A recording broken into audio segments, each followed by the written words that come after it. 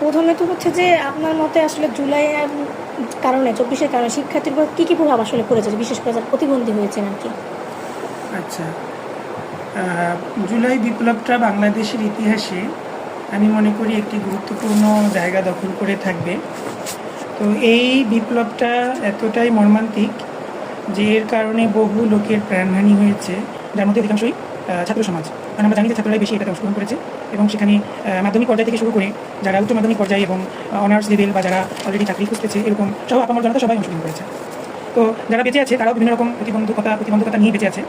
যেমন আমরা জানি যে নির্বিচারে গুলি বর্ষণ করা হয়েছে এবং এই গুলিগুলোর মধ্যে বিভিন্ন রকমের জানেন আপনার আগ্নেয়াস্ত্র আছে, যেগুলো ব্যবহার করলে মানুষের হয়তো সে মারা যাবে না, কিন্তু তার সে শারীরিকভাবে বেশ গুরুতরভাবে আহত হবে। এই ধরনের আগ্নেয়াস্ত্র ব্যবহার করা হয়েছে এই বিপ্লবটাকে ঠেকানোর জন্য। তো সেখানে আমরা দেখতে পাই অনেকের চোখে গুলি লেগেছে, তো সে দৃষ্টি প্রতিবন্ধী তার শিকার হয়েছে, হয়তো আংশিক অথবা পুরোপুরি। এবং বোমা বর্ষণ করা হয়েছে, বোমা ফাটানো হয়েছে। তো যারা খুব কাছে ছিল তারা মৃদু থেকে তীব্র মাত্রার শ্রবণ প্রতিবন্ধিতার শিকার হয়েছে এবং যারা অনেকেই এখন কানে শুনতে পাচ্ছে না বা শুনলেও কম শুনতে পাচ্ছে। এবং বোমা বর্ষণ বা গুলি বর্ষণের কারণে অনেকে কিন্তু শারীরিকভাবেও প্রতিবন্ধিতার শিকার হয়েছে। অনেকের হাত লেগেছে, অনেকের পা লেগেছে, অনেকের এমন জায়গায় গুলি লেগেছে যার কারণে তার কেন্দ্রীয় স্নায়ুতন্ত্র আঘাতপ্রাপ্ত হয়েছে, যার কারণে সে প্যারালাইসিসের শিকার হয়েছে। তো বিভিন্ন রকমের এবং অনেকে সাইকোলজিক্যাল ট্রমার শিকার হচ্ছে। সে কাজে মনোনিবেশ করতে পারছে না, তার খুব নিকট বন্ধুরা মারা গিয়েছে তার চোখের সামনে, যে মানসিক দখলটা সে নিতে পারছে না, যার কারণে সে কিন্তু মানসিকভাবে সে প্রতিবন্ধিতার শিকার হচ্ছে। তো আমরা এখানে দেখতে পাচ্ছি কিন্তু শারীরিক প্রতিবন্ধী, দৃষ্টি প্রতিবন্ধী, শ্রবণ প্রতিবন্ধী, মানসিক প্রতিবন্ধী এবং বহুমাত্রিক প্রতিবন্ধী। দেখা যায় অনেকে একই সাথে অনেকগুলো প্রতিবন্ধকতা, তার চোখও আক্রান্ত হয়েছে, তার কানও আক্রান্ত হয়েছে। তো এইভাবে কিন্তু দেখতে পাচ্ছি আমরা 2013 সালের আইন অনুযায়ী আমাদের দেশে 12 রকমের প্রতিবন্ধিতা আছে। সেখানে কিন্তু আমরা দেখতে পাচ্ছি যে মোটামুটি বেশ 4-5 বা আরও অধিক মাত্রার শ্রবণ প্রতিবন্ধকতা কিন্তু আমরা দেখতে পাচ্ছি এই জুলাই আন্দোলনের ফলে সৃষ্টি হয়েছে। তবে সঠিক সংখ্যাটা আমি এই মুহূর্তে বলতে পারছি না, এটা হয়তো জরিপের মাধ্যমে বেরিয়ে আসবে। ধন্যবাদ। আচ্ছা, আপনার মধ্যে এই যে রাজনৈতিক বা সামাজিক রাজনীতির কারণে যে শিক্ষার্থীদের এই প্রতিবন্ধতার মুখোমুখি হলো, এর জন্য আসলে এই আসলে বাংলাদেশ শিক্ষা ব্যবস্থা কতটা প্রস্তুত, বিশেষ করে উচ্চ শিক্ষা ব্যবস্থা কতটা প্রস্তুত এদেরকে গ্রহণ করার জন্য? প্রশ্নটা খুবই গুরুত্বপূর্ণ, কারণ যারা পরবর্তীতে যে কোনো প্রতিবন্ধকতার শিকার হয়, যেটাকে আমরা অ্যাকোয়ার্ড ডিসএবিলিটি বলি, সেক্ষেত্রে কিন্তু এরা স্বাভাবিকভাবেই এরা বেশ একটা বাধার সম্মুখীন হয়। যেমন আমার অনেক শিক্ষার্থী আছে, আমার ডাইরেক্ট শিক্ষার্থী, তারা কিন্তু দেখা গেছে তারা এসএসসি, এইচএসসি, এমনকি অনার্স সেকেন্ড ইয়ারে গিয়ে তারা দৃষ্টিশক্তি হারিয়ে ফেলেছে। এসএসসি পর্যন্ত তারা ভালো ছিল, অনার্স সেকেন্ড ইয়ারে গিয়ে সে দৃষ্টি প্রতিবন্ধিতার শিকার হয়েছে। এই ধরনের শিক্ষার্থীদের কিন্তু মূল স্রোত দ্বারা নিজেকে টিকিয়ে রাখতে বেশ সে সমস্যার সম্মুখীন হয়, কারণ সে যেহেতু দেখতে পাচ্ছে না, তার কারণে কিন্তু সে পড়তে পারছে না পড়ার কারণে একজন জন্মগতভাবে যিনি দৃষ্টি প্রতিবন্ধী তিনি কিন্তু ব্রেইল সিস্টেমে তিনি লেখাপড়া করেন, কিন্তু যিনি পরবর্তীতে দৃষ্টি প্রতিবন্ধী হন তার জন্য কিন্তু ব্রেইল শেখাটা এবং সেই ব্রেইল অনুযায়ী পড়াটা তার জন্য কিন্তু খুবই কঠিন একটা বিষয় হয়। এবং যিনি জন্মগতভাবে দৃষ্টি প্রতিবন্ধী তিনি ছোটবেলা থেকেই একজন শ্রুতিলেখকের মাধ্যমে পরীক্ষা দেন, কারণ শ্রুতিলেখকের মাধ্যমে যেভাবে পরীক্ষা দেওয়া হয় এই সম্বন্ধে তিনি বেশ পরিচিত থাকেন, কিন্তু পরবর্তীতে যিনি দৃষ্টি প্রতিবন্ধী হন তিনি কিন্তু বিষয়টার সাথে পরিচিত থাকেন না। এই বিষয়গুলো কিন্তু খুবই জটিল স্বাভাবিক ক্ষেত্রে, কিন্তু জুলাই বিপ্লবের কারণে আমরা যেটা দেখেছি যে হঠাৎ করে প্রতিবন্ধিতার শিকার হয়েছে এবং আঘাতের মাধ্যমে যখন প্রতিবন্ধিতা হয় তখন কিন্তু তার আরও কিছু হেলথ ইস্যু রিলেটেড থাকে। দেখা গেল চোখের সাথে সাথে তার বিভিন্ন জায়গায় গুলি লাগতে পারে, তো সেই ব্যথাগুলো তাকে টানতে হয়, সেই আঘাতগুলো তাকে টানতে হয়, সেই এক্সট্রা খরচগুলো তাকে টানতে হয়, তার পরিবারকে টানতে হয়, মানসিক ট্রমাটা তাকে টানতে হয়। আমি মনে করি এই ধরনের শিক্ষার্থীদেরকে গ্রহণ করার জন্য আমাদের শিক্ষা ব্যবস্থা তৈরি নয়। কারণ নর্মালি যারা আমার যেই শিক্ষার্থীর কথা বললাম, যিনি আমার সেকেন্ড ইয়ারে দৃষ্টি প্রতিবন্ধী হয়েছেন, তিনি কিন্তু কোনো বিপ্লবের মাধ্যমে বা কোনো আঘাতের মাধ্যমে আইন হননি, তিনি জিনগতভাবে তার চোখটা নষ্ট হয়ে গেছে, তার জিনগত কিছু ত্রুটি ছিল। তো তাকে কিন্তু শিক্ষা ব্যবস্থাটা সে গ্রহণ করানো ছিল। সে ঢাকা ইউনিভার্সিটি স্টুডেন্ট ছিল, সে কিন্তু সেকেন্ড ইয়ারে পরে দাঁড়িয়ে ফুটিয়ে কন্টিনিউ করতে পারেনি, কিন্তু পরবর্তীতে সে 2-3 বছর গ্যাপ দিয়ে তারপরে কিন্তু সে আবার তার মনোবলটা ফিরে পেয়ে তারপরে সে আবার শুরু করেছে। কিন্তু এই মনোবলটা কিন্তু অনেকে ফিরে পায় না, অনেকে মনোবল হারিয়ে দেয়, আমি হয়তো পারবো না, আমি হয়তো নিজেকে খাপতে পারবো না। তো আমাদের শিক্ষা ব্যবস্থায় কাউন্সিলিংটা খুবই কম, যে শিক্ষকরা যে তাদেরকে কাউন্সিলিং করবে যে না তুমি পারবে, তোমার সাথে আমরা আছি, তোমার যে সহায়তা আমরা দিব। আমার মনে হয় এই দিকটাতেও ঘাটতি আছে এবং অন্যান্য শিক্ষা উপকরণ সরবরাহ, যেমন তার হয়তো ব্রেইল উপকরণ দরকার, তার হিয়ারিং এর দরকার, তার অন্যান্য জিনিস দরকার, তার ইন্টারপ্রিটেশন দরকার, তার যদি সে শুনতে পাচ্ছে না তার সেই ধরনের শিক্ষা উপকরণ দরকার। এই জিনিসগুলো তো আমার মনে হয় যে আমাদের উচ্চ শিক্ষা ব্যবস্থায় ঘাটতি রয়েছে বলে আমি মনে করি। আচ্ছা, আপনি একটু রিপিট করেন যে এই ঘটনা বললেন 2-3 বছর পর সে হচ্ছে যে মনোবল ফিরে পেয়ে হচ্ছে কন্টিনিউ করেছে, সেটা জুলাইয়ের ক্ষেত্রে আসলে কেমন অংশ সেই ঘটনা থেকে। তো এটা কিন্তু জুলাই ক্ষেত্রেও স্বাভাবিক, যেমন জুলাই ক্ষেত্রে যারা দৃষ্টি প্রতিবন্ধী শ্রবণ প্রতিবন্ধী তারা কিন্তু অনেকেই আমরা জানি এখনো পর্যন্ত তারা কিন্তু তাদের নর্মাল শিক্ষা কার্যক্রমে কিন্তু যুক্ত হতে পারেনি, তারা অনেকে হাসপাতালে ভর্তি আছে, অনেকেই বাসায় চিকিৎসা গ্রহণ করছে, এমনকি সে যাওয়ার জন্য যে শারীরিক ফিটনেসটা দরকার সেটা অনেকে ফিরে পায়নি। তো এক্ষেত্রে শিক্ষা প্রতিষ্ঠানগুলো তাদের জন্য কী ব্যবস্থা নিচ্ছে, তারা কি তাদেরকে এই অফারটা করেছে যে তোমরা বাড়িতে থাকো, তোমাদের জন্য আমরা অনলাইনে তোমাদের ক্লাসটা নিব, এতটুকু কি ফ্লেক্সিবল হয়েছে? হয়নি কিন্তু। তারপরে তারা যদি শ্রুতিলেখক চায় তো সেই শ্রুতিলেখক যে তারা পাবে সেই পরিমাণ সাপোর্টটা প্রতিষ্ঠান দিয়ে সবার ক্ষেত্রে কিন্তু দেয়নি। তো আমার মনে হয় এবং তাদেরকে যে কাউন্সিলিং, ঠিক আছে তুমি আসো তোমাকে আমি সাপোর্টটা দিব, এই যে কাউন্সিলিং তাদেরকে করা কতটা শিক্ষা প্রতিষ্ঠান করেছে, তো আমার মানে এই বিষয়ে আসলে একটা জরিপ হওয়া দরকার বা গবেষণা হওয়া দরকার। আচ্ছা, প্রতিবন্ধী হওয়া শিক্ষার্থীদের জন্য যারা ঠিক আছে তাদের জন্য বাংলাদেশে কোনো নীতি বা কাঠামো আছে কিনা? যেমনটা বললাম যে জন্মগত প্রতিবন্ধীদের জন্য হয়তো অনেক ধরনের ব্যবস্থা আছে, যারা হচ্ছে আকস্মিক ঘটনায় বা আকস্মিক ঘটনায় প্রতিবন্ধী তাদের জন্য তাদেরকে ফিরে আনার জন্য নীতি বা কাঠামো আছে কিনা? আলাদাভাবে হয়তো তাদের জন্য নীতি বা কাঠামো নেই, কিন্তু আমাদের যে 2013 সালের প্রতিবন্ধী ব্যক্তির অধিকার সুরক্ষা আইন, তাতে প্রতিবন্ধী ব্যক্তিদের শিক্ষা এবং পুনর্বাসন সংক্রান্ত অধ্যায় আছে এবং আইনটার শেষে কিছু আলাদা তফসিল আছে। সেই তফসিলগুলোতে কিন্তু বেশ সুন্দরভাবে তাদের শিক্ষা পুনর্বাসনের কথা আছে।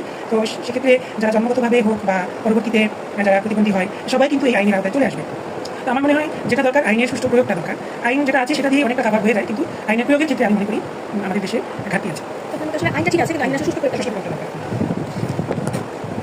আচ্ছা, এই যে অন্তর্ভুক্তি এখন যে নতুন করে ইনক্লুশন পলিসিগুলো ইমপ্লিমেন্ট করতেছে, যেটা অলরেডি আছে বলে, এগুলো হচ্ছে যে পলিসিগুলো ইমপ্লিমেন্ট করার ক্ষেত্রে ইউনিভার্সিটি কিন্তু কিছু চ্যালেঞ্জ ফেস করছে আর কি। যে আইনগুলো অলরেডি এক্সট্রা আছে বলে যে সুষ্ঠুভাবে প্রয়োগ হচ্ছে না, এই প্রয়োগ কেন হচ্ছে না, বা কী কী চ্যালেঞ্জের মুখে হচ্ছে প্রয়োগ না হওয়ার কারণে? প্রয়োগের কারণে অনেকগুলো কারণ আছে, তার মধ্যে আমার একটা কারণ সবচেয়ে মনে হয় যে প্রতিবন্ধী ব্যক্তিদের জন্য আলাদা কোনো বরাদ্দ থাকে না। সকল শিক্ষার্থীদের জন্য একসাথে একটা কল্যাণমূলক বরাদ্দ হয়তো থাকে এটা তো শিক্ষা প্রতিষ্ঠানে, কিন্তু আলাদাভাবে প্রতিবন্ধী শিক্ষার্থীদের জন্য আলাদা বরাদ্দ থাকে না থাকার কারণে তাদের জন্য যে শিক্ষা উপকরণগুলো দরকার হয়, আলাদা শিক্ষা উপকরণ, সেগুলো কিন্তু আমরা দেখি যে অনেক প্রাথমিক বিদ্যালয়ে কিন্তু বেশ শিক্ষা উপকরণ ক্রয়ের জন্য আলাদা বরাদ্দ থাকে, কিন্তু উচ্চ শিক্ষা প্রতিষ্ঠান যেগুলো সেগুলোতে কিন্তু শিক্ষা উপকরণ ক্রয়ের জন্য কিন্তু আলাদা বরাদ্দ থাকে না। নর্মালি যারা উচ্চশিক্ষা যারা শিক্ষার্থীরা থাকে তাদের কিন্তু শিক্ষা উপকরণের খুব একটা দরকার হয় না, কিন্তু যারা প্রতিবন্ধিতা শিকার তাদের কিন্তু দরকার হয়, তাদের জন্য আলাদা বরাদ্দ থাকে না। দুই নম্বর হলো আলাদা রিসোর্স পার্সন কিন্তু যে একজন শিক্ষার্থী যে প্রতিবন্ধী হয়ে গেল তাকে পড়ানোর জন্য যেই যোগ্যতাটা একজন শিক্ষকের দরকার সেটা কিন্তু আলাদাভাবে তার নেই সেই শিক্ষকের। যেমন শিক্ষকের ব্রেইলের নলেজ নেই, ইশারা ভাষার নলেজ নেই, বা একজন প্রতিবন্ধী শিক্ষার্থীকে কী শিক্ষা উপকরণ ব্যবহার করে পড়ানো দরকার, বা তার শ্রেণী ব্যবস্থাপনাটা কীরকম হওয়া দরকার সেই সম্পর্কে কিন্তু ধারণা নেই। তো যে কারণে কিন্তু এটা একটা বাধার সম্মুখীন হচ্ছে। তিন নম্বর হলো অবকাঠামোগত কিন্তু বাধার সম্মুখীন হচ্ছে, চ্যালেঞ্জের সম্মুখীন হচ্ছে। একজন শারীরিক প্রতিবন্ধী হয়ে গেল হঠাৎ করে, তার জন্য কি সব প্রতিষ্ঠানে লিফটের ব্যবস্থা আছে? লিফটের ব্যবস্থা থাকে, সে লিফট পর্যন্ত পৌঁছানোর মতো কি তার জন্য র্যাম্পের ব্যবস্থা আছে? হয়তো লিফটে ওঠার একটা সিঁড়ি, সেই সিঁড়িটা তো সে হুইলচেয়ারে করতে পারছে না। তো এই যে অবকাঠামোগত যে অসুবিধাগুলো, এবং দৃষ্টি প্রতিবন্ধী যারা তাদের হাঁটার জন্য ওই প্রতিষ্ঠানে আসা পর্যন্ত তাদের যে ফুটপাথ বা তাদের যে জিনিসগুলো থাকে চলাচলের জন্য, যে মুভমেন্টের জন্য যেই জিনিসগুলো থাকে, ফুটপাথ অনেক সময় টাইলস বসানো থাকে আলাদা, তারপরে তাদের মোবিলিটির জন্য আলাদা ব্যবস্থা থাকে, এই জিনিসগুলো কিন্তু অনেক শিক্ষা প্রতিষ্ঠানে নেই। এই চ্যালেঞ্জগুলো আছে। আচ্ছা, এই চ্যালেঞ্জ থেকে যদি আসলে সরাসরি নিজের দিকে যাই আর কি, তো এখন যদি একাডেমিক দিকে ফোকাস করি আর কি, যে যারা হচ্ছে দৃষ্টি শারীরিক প্রতিবন্ধী বা অন্য প্রতিবন্ধী যারা হয়েছে এদের জন্য বর্তমানে আসলে কোন বিষয় সবচেয়ে দরকার, কোন ধরনের জিনিস দরকার একাডেমিক দিকে ফোকাস করি? একাডেমিক দিকে, আচ্ছা, আমার মনে হয় তাদের জন্য কারিকুলামে কিছুটা ফ্লেক্সিবিলিটি আনা দরকার। যেমন কারিকুলাম একটা ভাস্ট একটা বিষয়। বাস আমরা যখন কারিকুলাম বলতে শুধু সিলেবাস নয়, কারিকুলাম কিন্তু শুধু সিলেবাস নয়, কারিকুলাম মানুষ কীভাবে অ্যাডমিশন দেবে, অ্যাডমিশনের প্রসেসটা কী, এটা কারিকুলামের অন্তর্ভুক্ত। তার শ্রেণী ব্যবস্থাপনাটা কীরকম হবে, কারিকুলামের অন্তর্ভুক্ত। তার সিলেবাস কী হবে, কারিকুলামের অন্তর্ভুক্ত। তার ইভ্যালুয়েশন কীভাবে হবে, পরীক্ষা সে কীভাবে দেবে, কারিকুলামের অন্তর্ভুক্ত। তার অ্যাসেসমেন্টটা কী হবে, সব কারিকুলামের অন্তর্ভুক্ত। তো আমার মনে হয় যে এই শিক্ষার্থীদের টোটাল কারিকুলামটা ফ্লেক্সিবিলিটি দরকার। শুধুমাত্র আমি মনে করি যে একটা সেশন সিলেবাসটা শর্ট করে দিলাম, পরীক্ষাটা কিনা পুরো কারিকুলামটা তার জন্য সহজ করে দেবে। আর সেই সাথে আমার আগের যে চ্যালেঞ্জগুলো আছে যেগুলো বলেছি সেগুলো থেকে উত্তোলন হলে অনেকটা এই ধরনের সাপোর্টগুলো যদি আমি একদম কাঠামো আকারে যদি ইনক্লুড করতে তাহলে আসলে কীভাবে কাজ করতে হবে? তাহলে আমার মনে হয় যে নীতিগতভাবে সরকারের, কারণ একটা উচ্চশিক্ষার যে কারিকুলাম এটা কিন্তু একটা প্রতিষ্ঠান ব্যক্তিগতভাবে চেঞ্জ করতে পারবে না, এটার জন্য একেবারে ন্যাশনাল পর্যায়ে কারিকুলাম ইউজিসির আন্ডারে, ইউজিসির তো পাবলিকগুলো আর ন্যাশনাল যে কলেজগুলো আছে সেটা কিন্তু ন্যাশনাল ইউনিভার্সিটির যে কর্তৃপক্ষ তারা কিন্তু আবার যারা পিছিয়ে পড়ে ইন্টার লেভেলে আছে তাদের জন্য কিন্তু আমার উচ্চ মাধ্যমিক শিক্ষা বোর্ড সেখানে যেতে হবে। যারা এসএসসি পর্যায়ে কারণ আমাদের নীতিগুলো কিন্তু অনেক 90 শিক্ষার্থীরা অংশ নিচ্ছে, যারা সামনে নীতিগুলো অলরেডি এই বছর দিয়েছে, সামনে বছর দিবে, তাদের জন্য আমি কতটুকু করতে পারবো। আমার মনে হয় যে প্রত্যেকটা আলাদাভাবে না ধরে আমার মনে হয় যদি প্রতিষ্ঠান মহোদয়রা যদি এরকম করতে পারেন যে জুলাই বিপ্লবের জন্য আলাদা একটা ফ্লেক্সিবিলিটি, কারিকুলাম ফ্লেক্সিবিলিটি যদি নীতিমালা করেন যেটা সকল অথরিটি সেটা তাহলে কিন্তু আলাদাভাবে না ইউজিসির জন্য আলাদা করা লাগছে না, ন্যাশনাল ইউনিভার্সিটি আলাদা করা লাগছে না, একটা ফ্লেক্সিবল কারিকুলাম বলে কিছু কমন কিছু দিক নির্দেশনা জুলাইয়ের জন্য করলে ভালো হবে নাকি ধরেন যে সকল প্রতিবন্ধীরা যারা পরবর্তীতে যারা প্রতিবন্ধী আছে তাদের জন্য তবে আমার মনে হয় শুধু জুলাইয়ের জন্য করলে এখন যৌক্তিক হবে, কারণ একটা নিড আসতে হয়, যেমন একর ডিসেবিলিটি যারা তাদের পক্ষ থেকে কিন্তু নিড আসে, চাহিদা আসে না। তো যেহেতু জুলাইয়ের পক্ষ থেকে চাহিদা আসছে আমার মনে হয় এখন শুধুমাত্র তাদের জন্য জুলাই। যেটা বললেন আর কি, আসলে যদি এখন নীতিতে পরিবর্তন আনতে চাই তাহলে আসলে কোন কোন জায়গায় আসলে আমাদের পলিসি লেভেলে হস্তক্ষেপ করা উচিত, মানে কোথায় কোথায় আসলে অন্তর্ভুক্তি নিশ্চিত করার ক্ষেত্রে যেটা বলে নীতিগত একটা জায়গায় চেনা উচিত। এছাড়াও যদি বলতে চাই আসলে স্ট্র্যাটেজিক্যালি অ্যাকশন, তাহলে আসলে আমাদের অ্যাকশন দিতে তাহলে আসলে কোথায় কোথায় সুবিধা হবে? আমার মনে হয় জেলা এবং উপজেলা পর্যায়ে কিছু কমিটি গঠন করা যেতে পারে, যারা বিষয়গুলো মনিটরিং করবে। অলরেডি হয়তো কিছু কমিটি আছে, কিন্তু শিক্ষাক্ষেত্রে অগ্রগতির জন্য কিছু কমিটি গঠন করা যেতে পারে। জেলা পর্যায়ে ডিসি সভাপতিত্বে, উপজেলা পর্যায়ে ইউনিয়ন মহোদয় সভাপতিত্বে কিছু কমিটি গঠন করা যেতে পারে যারা তদারকি করবে। কারণ এই ছাত্রছাত্রীরা যেহেতু ছড়িয়ে ছিটিয়ে আছে, এক জায়গায় নেই, তারা সাংবাদিক দেখা গেলে একটা উপজেলায় হয়তো 2 জন প্রতিবন্ধী শিক্ষার্থী আছে, 2 জনের গুরুত্ব আমাদের কাছে কম না, তাদের গুরুত্ব আমাদের কাছে বেশি। এই 2 জনকে কীভাবে আমরা ফোকাস করবো? তারা তো ওখানেই আছে, ওখানে লোকাল পর্যায়ে তারা পড়ালেখা করছে, তো ইউনিয়ন মহোদয় তাদের তদারকি করবে। আচ্ছা, তাদের যে বিশেষ অবস্থা এই ভিত্তিতে যদি অন্য বছর কোথাও থাকা বা না থাকার ক্ষেত্রে তাদের যে অবস্থা এই ক্ষেত্রে কোনো স্পেশাল কন্ডিশন শুরু করা না বেশি ব্যবস্থা হতে পারে, আর ভিত্তিতে আসলে দেখুন বিষয় হতে পারে এই থাকা না থাকার আপনার মতামত কি? আমার মনে হয় এটা অবশ্যই এটা সোশ্যাল সেফটি নেটওয়ার্কের অন্তর্ভুক্ত, কারণ আমরা কিন্তু সমাজসেবা সোশ্যাল সেফটি নেটওয়ার্কের আন্ডারে অলরেডি অনেক ধরনের পিছিয়ে পড়া শিক্ষার্থীদের কিন্তু উপবৃত্তি দিয়ে দিচ্ছি। প্রতিবন্ধী শিক্ষার্থীদের জন্য উপবৃত্তি তো আছে, তাছাড়া কিন্তু আপনারা জানেন কিনা দলিত হরিজন নামে একটা উপবৃত্তি আছে, এবং বেদে দুটো কিন্তু আলাদা। যারা বেদে তাদের জন্য তাদের সন্তানদের জন্য একটা শিক্ষা করতে না, সেই সন্তানটা বেদে, তার বাবা মা বেদে, তো সে কিন্তু তার সন্তান যদি লেখাপড়া করে সেটা আছে, সেটা কিন্তু বেশ হাই লেভেলের, বেশ ভালো একটা মাসে পাচ্ছে। হ্যাঁ, আপনারা প্রথমে দেখবেন যে মাধ্যমিক পর্যায়ে যদি এসএসসি নিচে 800 টাকা, যদি ইন্টারমিডিয়েট হয় 1000 টাকা, যদি অনার্স লেভেলে পড়ে সেটা কিন্তু মাসে 1200 টাকা পাচ্ছে। অনার্স লেভেলের যদি প্রতি মাসে 1200 টাকা পায় সেটা কিন্তু বেশ মোটামুটি তার খরচটা কিন্তু চলে যাচ্ছে। তো যদি বেদে দলিত হরিজনের যদি আমরা দিতে পারি তাদেরকে কেন দিতে পারবো? আমরা ডিএসএসের আন্ডারে, ডিএসএস বলে ডিপার্টমেন্ট অফ সোশ্যাল সার্ভিস, ডিএসএসের আন্ডারে আমরা আলাদা একটা ভাতার একটা স্কিম দিতে পারি, যেটা হলো এই বিপ্লবীদের জন্য আমরা এবং এটা যদি লিমিটেড হিসাবে এটা শিক্ষার্থী থাকবে না তখন তো তারা এটা পাবে নতুন করে আসবে না, যেটা জুলাই কিন্তু প্রতিনিধিত্ব হবে না, সুতরাং এটা একটা নির্দিষ্ট পিরিয়ডের জন্য হতে পারে। আচ্ছা, এবং জেলা পর্যায়ে কিন্তু ডিসি মহোদয় এবং ইউনিয়ন মহোদয় উপজেলা পর্যায়ে তারা কিন্তু বিশেষ একটা আর্থিক অনুদান দেন দরিদ্র মেধাবী শিক্ষার্থীদের জন্য, এটা আপনারা তো জানেন, সেটা 2000 থেকে 10,000 টাকা পর্যন্ত ডিসি মহোদয় দিতে পারেন। তো সেটা হচ্ছে যদি একজনকে 10,000 টাকা দেওয়া সেটাও খারাপ না, এবং আমরা বিশেষ করে তাদের জন্য বেশি অধিকার। যেহেতু আপনার প্রতিষ্ঠানে আসলে ফোকাসটা হচ্ছে টিচার্স ট্রেনিং এ, টিচার্স ট্রেনিং এর ক্ষেত্রে আসলে আপনারা কি মনে করেন যে এই বিশেষ ব্যবস্থাকে মাথায় রেখে টিচার্স ট্রেনিংটা কিভাবে করতে পারে বা কিভাবে আসলে তাদের জন্য ঠিকভাবে ট্রেন করতে পারে? কারণ মোস্ট অফ টিচাররা হচ্ছে জানে না, হুট করে দেখা যাচ্ছে যে ধরেন অনেকে ভর্তি ইচ্ছুক আছে, আর একই সাথে অনেকে হচ্ছে অলরেডি ভর্তি ছিল, ফার্স্ট ইয়ার ছিল, তাদের ক্ষেত্রে ও গ্র্যাজুয়েশন নাই, আচ্ছা আমি বলে দিই না না, আপনি তা কি করেন? আমার নিয়ে আসেন, আমার নিয়ে শুনুন জোরে বলেন, রাশিদ স্যারের রুমে আমি প্লে করে জোরে বলে শুনি স্যার। আচ্ছা তো শিক্ষক ট্রেনিং ক্ষেত্রে কীভাবে সহায়তা করতে? এখানে আমাদের একটু সীমাবদ্ধতা আছে, সেটা হলো আমাদের এখানে শিক্ষক কলেজ, এটা হলো মূলত সেই শিক্ষকরাই আসে যেটা উপজেলা পর্যায়ে কিছু প্রাথমিক শিক্ষা প্রতিষ্ঠান আছে, এটা কিন্তু মাধ্যমিক লেভেলের শিক্ষকরা কেউ আসে না, এবং নর্মালি আমাদের সরকারি স্কুল যেগুলো আছে প্রাইমারি স্কুল সেই শিক্ষকরাও আসেন, এখানে শুধুমাত্র প্রতিবন্ধী স্কুলের শিক্ষক আসেন, এবং অন্যান্যরা আসেন যারা হয়তো চাকরি খুঁজতেছেন, চাকরি দেখাশোনা অনেক প্রতিবন্ধী বিদ্যালয় আছে সেগুলো করতে চান, তো এই ধরনের কিছু শিক্ষার্থীরা আসেন, কিন্তু অন্যান্য উচ্চশিক্ষা প্রতিষ্ঠান মাধ্যমিক বা সেই শিক্ষকরা কিন্তু আমাদের এখানে আসেন না। তাদের জন্য কি করতে পারে?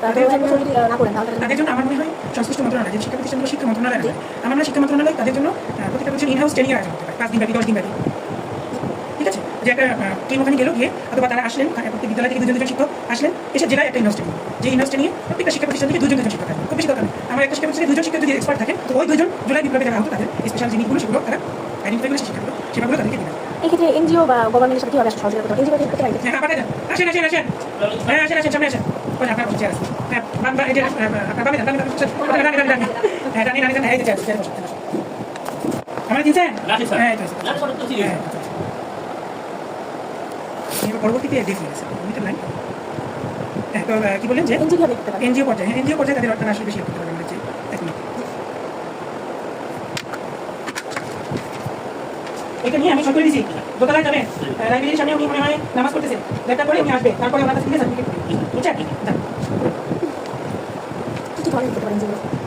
আমাদের সরকারি প্রতিষ্ঠানের আসলে আমাদের কিছু সীমাবদ্ধতা থাকে, আমাদের হাত থাকে, চাইলে আমরা কোনো কাজ করতে পারি না, কিন্তু এনজিওরা এক্ষেত্রে কিছুটা স্বাধীনভাবে কাজ করতে পারে, যেমন ওনারা কিন্তু প্রতিবন্ধী ব্যক্তিদের নিয়ে কাজ করেন, এবং ওনাদের একটা বিষয় হোম ভিজিট করেন, কিন্তু হোম ভিজিট করেন, তো হোম বেসড যে এডুকেশন এটা কিন্তু ওনাদের আছে, সেক্ষেত্রে কিন্তু প্রাথমিক যে অ্যাসেসমেন্ট, এই অ্যাসেসমেন্টগুলো কিন্তু এনজিওর পক্ষ থেকে করতে পারে, ওনারা একটা প্রজেক্ট নিতে পারেন, এর উপরে কিন্তু এনজিওর একটা প্রজেক্ট নিতে পারেন, প্রজেক্ট নিয়ে ওনারা ফান্ডিং পাবেন, ঠিক আছে, ফান্ডিংয়ের উপরেই ওনারা কাজ করবেন, তো ফান্ডিং পেলে আমরা কিন্তু এই অ্যাসেসমেন্টটা করতে পারি যে আসলে কোন শিক্ষার্থী কী নিড, কারণ কেউ দৃষ্টি প্রতিবন্ধী আছে তার একরকম নিড, কেউ শ্রবণ প্রতিবন্ধী আছে তার একরকম নিড, তো এটা কিন্তু করতে পারেন, অ্যাসেসমেন্টটা করতে পারেন, এবং যে লিঙ্ক আপ যেটা যে সেবাটা কোথায় আছে সেবাটা কীভাবে পেতে পারেন, এই যে লিঙ্ক করে দেওয়া লিঙ্কটা কিন্তু এনজিও করতে পারেন। যেমন আপনারা জানেন যে যুবাদা ঘোষণা জানতে দিয়েছেন প্রতিবন্ধী সাহায্য সেবা কেন্দ্র, বাংলাদেশের 64টি জেলায় 64টা প্রতিবন্ধী সাহায্য সেবা কেন্দ্র আছে, এবং এই সাহায্য সেবা কেন্দ্রগুলোর মাধ্যমে কিন্তু প্রতি বছর বিপুল সংখ্যক মানুষকে হুইল চেয়ার দেওয়া হয়, স্ট্রেচার দেওয়া হয়, হিয়ারিং এইড দেওয়া হয়, সাদা ছড়ি দেওয়া হয়, এবং আরও যে অ্যাসিস্টিভ ডিভাইসগুলো আছে সেগুলো কিন্তু দেওয়া হয়। এখন যারা হচ্ছে বিপ্লব যারা তারা কিন্তু কি তারা কিন্তু এই জিনিসগুলো পাবে, যেমন যারা হুইল চেয়ার যারা পা হয়ে গেছে হুইল চেয়ার পাবে, স্ট্রেচার পাবে, তারা যদি কানে সমস্ত হিয়ারিং এইড পাবে ওখান থেকে, তারা ওখান থেকে অন্যান্য অ্যাসিস্টিভ ডিভাইস পাবে, হ্যাঁ একটু সাদা ছড়ি পাবে, চশমা পাবে, হ্যাঁ এগুলো কিন্তু যত রকমের প্রতিবন্ধিতা সম্পর্কিত ডিভাইস আছে সব কিন্তু তারা থেরাপি পাবে, এবং সম্পূর্ণ বিনামূল্যে থেরাপি পাবে, অনেকে কিন্তু হাত পায়ে বিভিন্ন রকমের সমস্যা আছে, স্পিচের সমস্যা হচ্ছে, কারণ এই সমস্ত থেরাপিগুলো তারা প্রত্যেকটা জেলায় জেলায় যে প্রতিবন্ধী স্বাস্থ্য সেবা কেন্দ্র আছে সমাজ মন্ত্রণালয়ের অধীনে সেখানে গিয়ে তারা পাবে। আচ্ছা আরেকটা যে কোন তারা যদি কোনো ধরনের অ্যাটিটিউডের মানে মনোভাব না আচরণের যদি কোনো বাধা সম্মুখীন হন, তো ওই বাধাগুলো কিভাবে কাটাতে আসতে পারে? আমার মনে হয় এই বিষয়টা সবচেয়ে সেন্সিটিভ, কারণ আমরা কিন্তু হ্যান্ডিক্যাপ কখন বলি, একটা ইম্পেয়ারমেন্ট মানে হলো তার শারীরিকভাবে তার যে ক্ষতিগ্রস্ততা থাকে সেটাকে বলে ইম্পেয়ারমেন্ট, যেমন একটা মানুষের হাতে একটা মানুষের পা, এটা হলো ইম্পেয়ারমেন্ট, তো এই ইম্পেয়ারমেন্ট হওয়ার কারণে সে যদি কোনো কাজ ঠিকভাবে না করতে পারে এটা হলো তার ডিসেবিলিটি, এটা হলো তার কি ডিসেবিলিটি, এরপরে সে যদি সামাজিকভাবে সে বাধাপ্রাপ্ত হয় সেটাকে কিন্তু আমরা বলি হ্যান্ডিক্যাপ, তাই না, যেটা কিন্তু আমাদের বাংলাদেশে বেশি। হ্যাঁ দেখা গেল যে জুলাই বিপ্লবের পর যারা ক্ষতিগ্রস্ত হয়েছে তারা যখন তার শিক্ষা প্রতিষ্ঠানে যায় ততটাই নিজের বন্ধু বান্ধবদের দ্বারাও তারা বুলিড হয়, অনেক সময় শিক্ষা প্রতিষ্ঠান দ্বারা কিন্তু তারা বুলিড হয়, যে হয়তো তার একটা চোখ নেই, গানে শুনতে পাচ্ছে না, তাকে কিন্তু সোশ্যালি বা ইমোশনালি তাকে কিন্তু বিভিন্ন স্টিগমা সে হচ্ছে, এই স্টিগমাগুলো দূর করার জন্য কিন্তু আমাদের এক হলো বিভিন্ন সচেতনতামূলক সেমিনারের আয়োজন করতে পারি আমরা শিক্ষা প্রতিষ্ঠানগুলোতে, যেখানে সংশ্লিষ্ট প্রতিষ্ঠানের শিক্ষকরা বেশি ক্ষেত্রে থাকবে, তারা যাতে স্টিগমা থেকে বেরিয়ে আসতে পারে সেমিনার। 2 নম্বর হলো তাদের জন্য কাউন্সিলিংয়ের ব্যবস্থা করতে পারি আমরা, কাউন্সিলিং যে শুধু ওই ভিক্টিমের দরকার তা না, এটা কিন্তু তার সেই যে পরিবেশ হিসেবে তাদেরও কাউন্সিলিং দরকার আছে, যাতে তারা তাদেরকে বুলি না করে। আরেকটা বিষয় হচ্ছে যে যদি আপনাকে একটা জাতীয় কৌশল দিয়ে করতে বলা হয় আসলে আপনি কোন 3টা দেশে ফোকাস দেবেন এই পুরো সমস্যাটা? আচ্ছা আমার পূর্বের আলোচনা অনেকটা এসে গেছে, তারপরে আমি বলছি যদি 3টা স্পেসিফিক বলতে বলেন, তার মধ্যে একটা বলবো যে তাদের জন্য জাতীয় পুনর্বাসন কৌশল, national rehabilitation strategy for the disable person of for the persons who acquire disability in development this related. 2 নম্বর হলো যে তাদের শিক্ষার ক্ষেত্রে তাদের যে কারিকুলাম ফ্লেক্সিবিলিটি এবং তাদের যে শিক্ষার যে নীতিমালা, কারণ আমরা এখানে একটা নীতিমালা হতে পারি। তৃতীয়ত তাদের যে রিহ্যাবিলিটেশনের মধ্যে তো জব চলে আসবে, শিক্ষা আসলো, আরেকটা হলো তাদের চিকিৎসা। আচ্ছা এই সহজে কিছু বলতে চান আপনি যেতে অনেক কথা চলে আসছে, তবে আমার মনে হয় যে এই ধরনের সহিংস আচরণ যাতে পরবর্তীতে বাংলাদেশে ফিরে না আসে সেদিকেও আমাদের লক্ষ্য রাখতে হবে, 2 জুলাই যেন কখনো না হয়, এটা একটা বিষয়। এবং কোনো সরকার যাতে স্বৈরাচারের পর্যায়ে না যেতে পারে সেটাও কিন্তু একটা লক্ষ্য রাখতে হবে। আমরা অনেক নীতিমালা করলাম, অনেক কিছু করলাম, আরেকটা জুলাই এসে আরেকটা স্বৈরাচার সরকার এসে সব শেষ করে দিল, তখন কিন্তু হবে না। আর পরবর্তী যে গভর্নমেন্ট আসবে সেটা অবশ্যই এই আন্দোলনকে ধারণ করে, চেতনাকে ধারণ করে, এইরকম একটা গভর্নমেন্ট আসলে কিন্তু পরবর্তীতে তারা এই শিক্ষার্থীদেরকে কিন্তু সাপোর্ট দিবে, অন্যথায় কিন্তু দিবে না, ঠিক না? তাদের এমপি চলে যাবে, তখন কিন্তু তারা এদেরকে আবার অপ্রেস করবে, এই শিক্ষার্থীরা কিন্তু আরও অপ্রেস হবে এবং শিক্ষার্থী তারা চিন্তা শিক্ষার্থী থাকবে না, কর্মক্ষেত্রে আসবে, তখন কিন্তু তাদেরকে চাকরি তারা বসে শিক্ষা হবে। তার মানে সমাধানটা দীর্ঘমেয়াদী চিন্তা করা দরকার। সেটা হলো যেমন একটা গভর্নমেন্ট আসে দরকার যারা এই চেতনাকে ধারণ করে, তাহলেই তারা কিন্তু দীর্ঘমেয়াদী ভাবে তাদেরকে